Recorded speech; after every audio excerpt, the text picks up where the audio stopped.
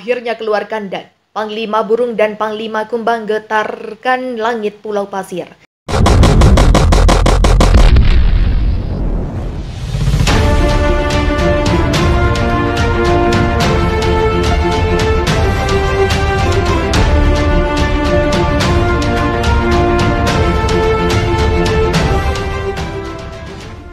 Berbicara suku Dayak tentu hal-hal mistis yang langsung terbayang mandau terbang, ilmu kuyang hingga kisah Panglima Burung dan Panglima Kumbang yang legendaris.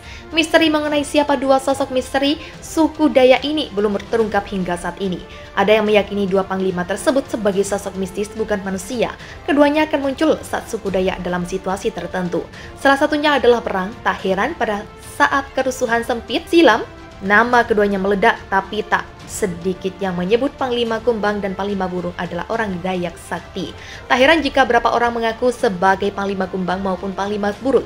Keberadaan dua tokoh mistis legendaris suku Dayak ini, baik itu Panglima Burung dan Panglima Kumbang, masihlah sangat misterius. Untuk bisa diketahui bahkan oleh banyak kalangan suku Dayak sendiri. Pada kerusuhan sempit yang terjadi pada tahun 2001 silam, nama Panglima Burung menjadi tokoh yang diperbincangkan karena keterlibatannya dalam peperangan. Cerita yang berkembang Panglima Burung sebagai komando tertinggi sekaligus tertua yang memimpin perang orang Dayak. Konon kabarnya ia tinggal di pedalaman dan baru akan turun gunung saat suku Dayak terancam. Cerita ini menyebut Panglima Burung adalah sosok yang bisa berubah-ubah menjadi laki-laki dan perempuan, tempat tinggalnya masihlah sangat misterius. Ada pula yang menyebut Panglima Burung adalah tokoh adat Dayak yang sudah meninggal, hanya saja orang Dayak bisa berkomunikasi dengannya. Saat dibutuhkan berbicara mengenai Panglima Kumbang, sosok ini sangat berlawanan dengan Panglima Burung. Kalau Panglima Burung penebar teror, maka Panglima Kumbang dianggap sebagai juru damai. Jika berbicara kesakitan, Panglima Kumbang juga tak kalah dengan Panglima Burung.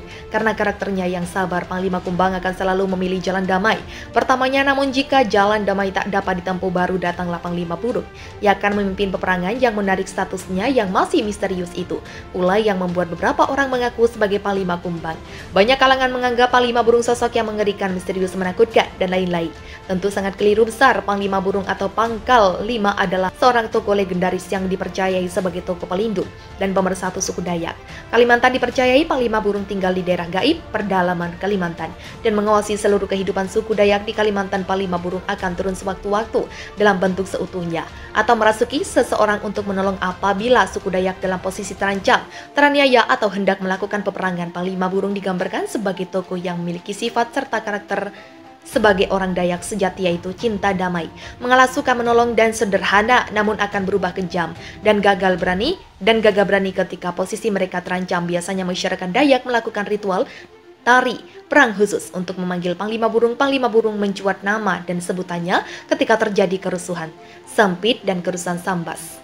Sejumlah orang meyakini Panglima Burung akan keluar dari singgasana gaibnya ketika suku Dayak teraniaya atau hendak melakukan perang. Bahkan Panglima yang disebut-sebut memiliki kesaktian dahsyat ini juga akan melindungi suku Dayak. Saat terancam kehidupannya, Panglima Burung dikenal oleh warga suku Dayak sebagai tokoh yang agung, berwibawa, pemimpin spiritual, serta kesatria yang memiliki kesaktian dahsyat. Panglima Burung juga disebut sebagai orang Dayak sejati karena sangat cinta damai, suka menolong, sederhana, dan selalu mengalah. Akan tetapi jangan sedikit pun mengusiknya dengan mengganggu orang-orang Dayak serta tanah Kalimantan tempat hidupnya. Panglima Burung dapat berubah menjadi sosok yang gagah berani mengangkat senjata di dalam perang untuk menghadapi siapa saja yang menzalimi masyarakat Dayak. Nama Panglima Burung dengan berbagai kisah kesaktiannya yang sangat dahsyat muncul menjadi cerita dari mulut ke mulut saat di Kalimantan pecah kerusuhan Sampit dan kerusuhan Sambas. Panglima Burung juga sering disebut Panglima oleh masyarakat. Pangkal 5 oleh masyarakat Dayak. Pangkal 5 dipercayai mempunyai kekuatan gaib dan menjadi pengayom seluruh warga Dayak. Ada banyak sekali versi cerita mengenai sosok Panglima perang tertinggi masyarakat Dayak ini. Dari cerita-cerita yang berkembang di masyarakat Dayak, Panglima Burung dipercayai telah hidup selama beratus-ratus tahun dan tinggal di perbatasan antara Kalimantan Barat dan Kalimantan Tengah. Ada pula kabar tentang Panglima Burung yang berwujud gaib dan bisa berbentuk laki-laki atau perempuan, hingga cerita yang menyebutkan dia adalah penjelmaan dari burung enggang, burung yang dianggap keramat dan suci di Pulau Kalimantan. Selain sakti dan kebal, Panglima Burung juga adalah sosok yang tenang, penyabar dan tidak suka membuat keonaran, sederhana. Kesederhana pun identik dengan sosok Panglima Burung, walaupun sosok yang diagungkan, dia tidak bertempat tinggal di istana atau bangunan yang mewah. Dia bersembunyi dan bertapa di gunung dan menyatu dengan alam. Cerita makhluk terbang saat kerusuhan sempit juga dipercayai warga Dayak adalah bantuan dari Panglima Burung untuk membantu suku Dayak dalam memenangkan perangan Mandaut. Terbang tersebut dapat dengan tepat mencari dan menghabisi musuh-musuh suku Dayak walaupun di tempat yang bersembunyi. Sekalipun meskipun peringat saat dalam peperangan, Panglima Burung sebagaimana halnya orang Dayak tetap berpegang teguh pada norma dan aturan yang mereka yakini. Antara lain adalah tidak mengotori kesucian tempat ibadah agama manapun dan merusaknya. Bersatulah suku Dayak, jayalah Indonesia, salam bersatu. Seorang tokoh legendaris yang dipercayai sebagai tokoh pelindung dan pemersatu suku Dayak.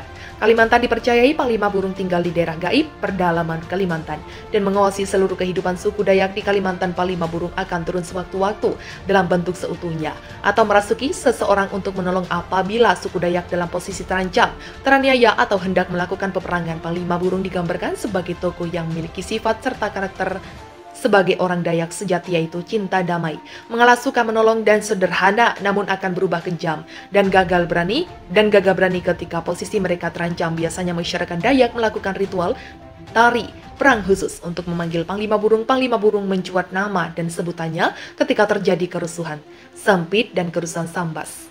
Sejumlah orang meyakini Panglima Burung akan keluar dari singgasana gaibnya ketika suku Dayak teraniaya atau hendak melakukan perang. Bahkan Panglima yang disebut-sebut memiliki kesaktian dahsyat ini juga akan melindungi suku Dayak. Saat terancam kehidupannya, Panglima Burung dikenal oleh warga suku Dayak sebagai tokoh yang agung, berwibawa, pemimpin spiritual, serta kesatria yang memiliki kesaktian dahsyat. Panglima Burung juga disebut sebagai orang Dayak sejati karena sangat cinta damai, suka menolong, sederhana, dan selalu mengalah. Akan tetapi jangan sedikit pun mengusiknya dengan mengganggu orang-orang Dayak serta tanah Kalimantan tempat hidupnya. Panglima Burung dapat berubah menjadi sosok yang gagah berani mengangkat senjata di dalam perang untuk menghadapi siapa saja yang menzalimi masyarakat Dayak. Nama Panglima Burung dengan berbagai kisah kesaktiannya yang sangat dahsyat muncul menjadi cerita dari mulut ke mulut saat di Kalimantan pecah kerusuhan Sampit dan kerusuhan Sambas. Panglima Burung juga sering disebut Panglima oleh masyarakat.